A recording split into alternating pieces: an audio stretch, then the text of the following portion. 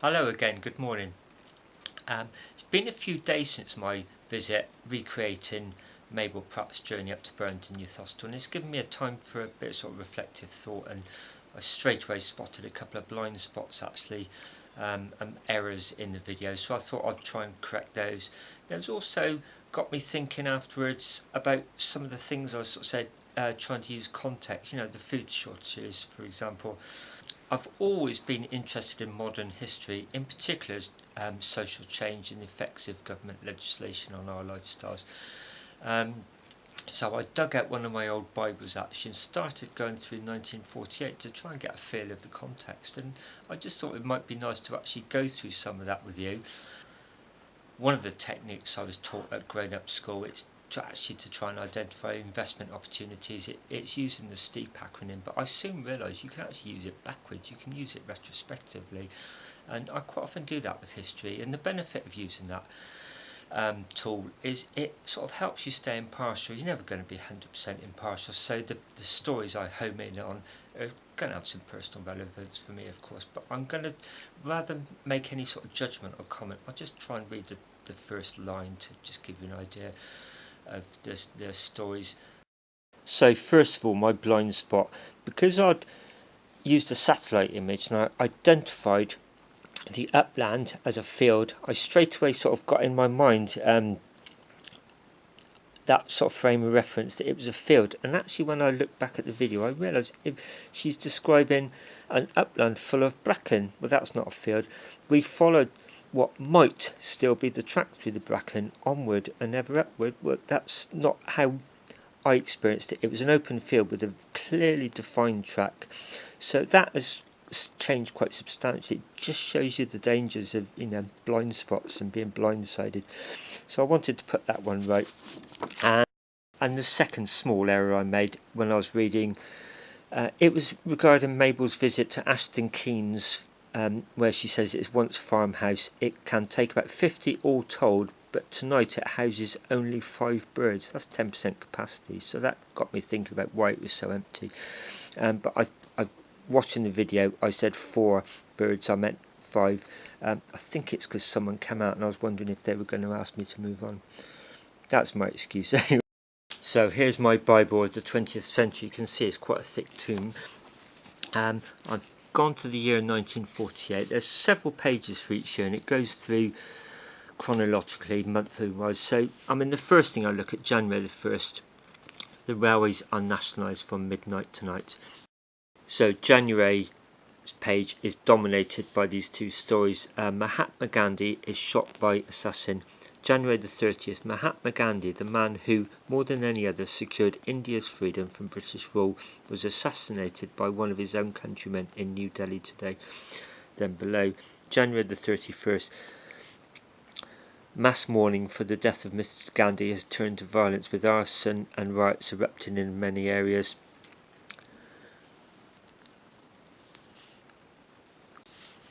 So I'm going to start going through things that just jump out.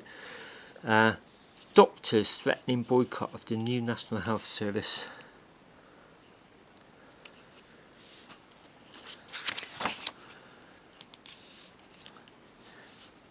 UK warns Argentina of the Falklands. A Royal Navy cruiser set sail for the Falkland Islands tonight as Britain warned Argentina it would not overlook the challenge created by her own naval operations in the area.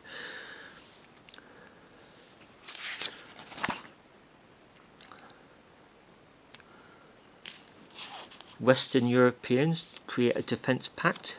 Britain, France and the Benelux countries signed a 50-year treaty of alliance today, pledging to defend one another against attack and to cooperate on cultural, social and economic matters.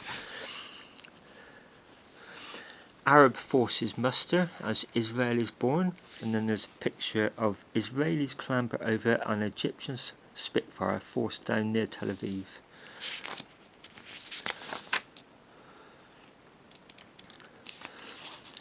Birth rate soars in Bonnie baby boom.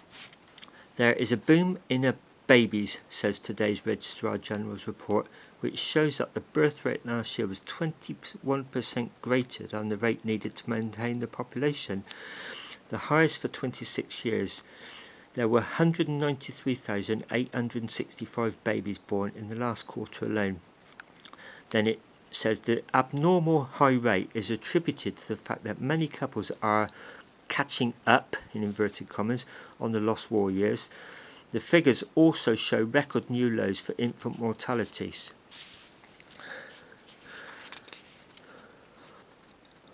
Surgeon does first operation inside a heart.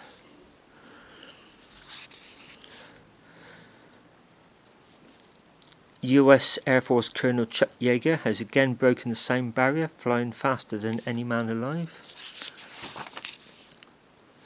NHS begins from cradle to grave.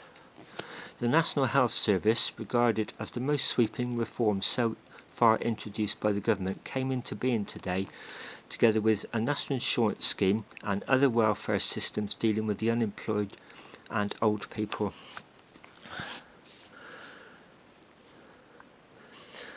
Comprehensive school is planned. A new type of school called a comprehensive was announced today by Middlesex County Council. The austerity London Olympics, just briefly, I did wonder if that may be the reason for the closure of the youth hostel during September, but it's not. It was during August, the Olympic Games. North Korea proclaims itself a republic. North Korea proclaimed its independence today, with its leader, President Kim Il-sung, committed to reuniting the Korean peninsula, whether through force of arms or by negotiations. Motor show models look good, but buyers may have to wait. The motor show shows off plenty of new models, but most are for export. Princess Elizabeth christens her first son, and there's a reference to that. British Prince Charles Philip Arthur George, Prince of Wales, is born on November the 14th. Transistor cuts the valve down to size. A new device called the transistor made 1948 a memorable year for electronics. Japan's ex-leader hanged for war crimes. General Tojo, Japan's prime minister during the war, and 6 other wartime leaders were hanged by the American army at Sugamo prison in Tokyo early this morning. November, Truman beats US polls. November the 3rd, the most astonishing 16 hours in American electoral history ended just after 7 o'clock this morning when Republican favourite Thomas E. Dewey conceded the election to President Harry S. Truman. Government eases industrial red tape. The government has begun to lift controls which have become increasingly unpopular with British industry. Harold Wilson, the president of the Board of Trade, announced the reduction of restrictions on the manufacture of a variety of articles, including cutlery, fertilisers, fountain pens, jewellery, textile machinery, printing and soap-making equipment. So that was a brief review of 1948, and one of the things I like about using steep is it feels a bit like Dodgems, various things bumping into each other, and the after effects and the shockwaves, and there's clearly tectonic shifts in power happening in 1948, and new allegiances being formed, and there's aggression as well. It was a time of huge social change. Just the whole fabric of how we live our lives even today you can trace a lot of that back to then. And then if you follow the arrow in the other direction, I mean, a lot of those stories have got sort of relevance today, actually. Some of them obvious, some less so obvious, maybe a bit more of a slow burn. I really believe you can learn from history by looking back. Just, I guess, as I look back at the first 2 parts of this trilogy, I thought, oh no, I made some mistakes. I want to put those right. So, with that in mind, thanks very much for watching this 3rd part. Till next time.